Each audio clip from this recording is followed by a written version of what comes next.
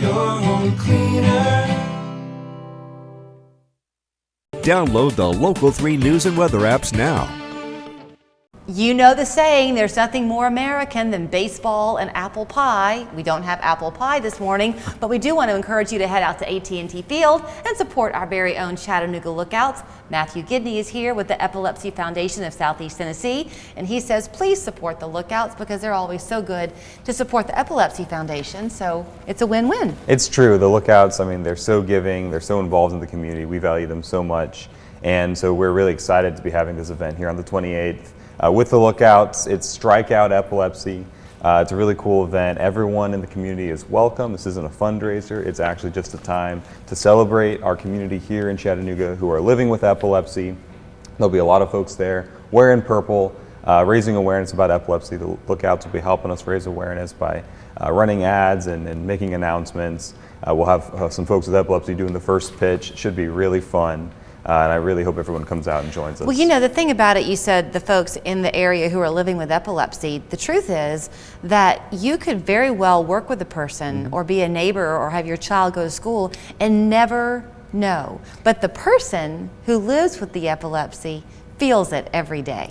It's true. You know, I mean, the stat you've probably heard me say before, 1 in every 26 people in the United States will have epilepsy at some point during their lifetime. So the odds of you knowing somebody or working with somebody or having someone in your family or you yourself dealing with epilepsy during your lifetime is very high. But that's a high number. So let's break it down a minute, because when you are diagnosed, as I understand it anyway, if you're 12 years old, you will live your life with epilepsy. It's not like you get a tonsillectomy and then you're over it. No, right, and you bring up a good point, because there's no cure for epilepsy. Now, some people do get to the place where their treatment plan is working well enough so that they aren't dealing with seizures anymore. But there isn't any particular treatment that works all the time for everybody. A lot of the common treatments for epilepsy come with a ton of side effects. And that journey of trying to find the right treatment plan can be really long and difficult. And so part of the goal of the foundation here in town is to kind of be there for people who are going through that process. And we have a lot of different programs that we offer to help with that. Well, in fact, so the Strikeout Epilepsy event is June 28th. Just 2 days later, July 1, if my math is right, y'all launch an expansion of the services. Yes, no, I'm glad you bring that up, because we've had a assistance program for years where we can help pay for prescription medications for epilepsy. We can also help you get in to see a neurologist, but we're expanding that. We can help more people get in to see neurologists for the first time, or if they haven't seen a neurologist in a long time. We'll get you in the door, we'll cover those initial visits and any testing that's done, because we want to get that treatment plan going as soon as possible. Those transportation costs that you talk about, they can really mount up, because it's easy, first of all, to forget that if you are lucky enough to live in the Chattanooga DMA, it's not a far travel, but if you're somebody in South Pittsburgh, that's a hike. Absolutely, and so transportation costs can be a huge inconvenience, and so that's a brand new thing we're offering starting July 1st is transportation assistance, and this is something that we've been talking about doing for years. We're really excited to launch it.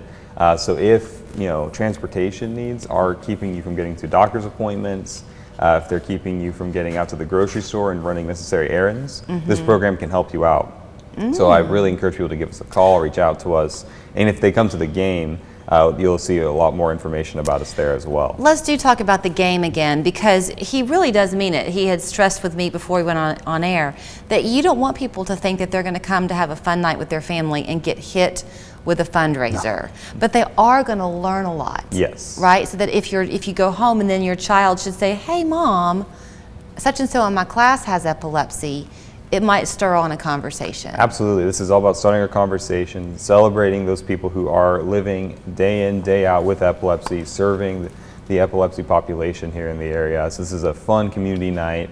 This isn't a fundraiser. We'll have a QR code. If you do want to go to our website and make a donation, people can do that. But this is really about the Lookouts, our friends there at the Lookouts, and about our friends with epilepsy. I know that you're not a medical doctor, so forgive me for asking you to put on a hat for a minute, but do you know if epilepsy has a genetic component? So in some cases it does, but the correlation between, say, if your parent had epilepsy, there's not always a super, it's not always clear that they pass it on. So some people who have epilepsy will have kids with epilepsy. It will run in the family. We hear about that from time to time.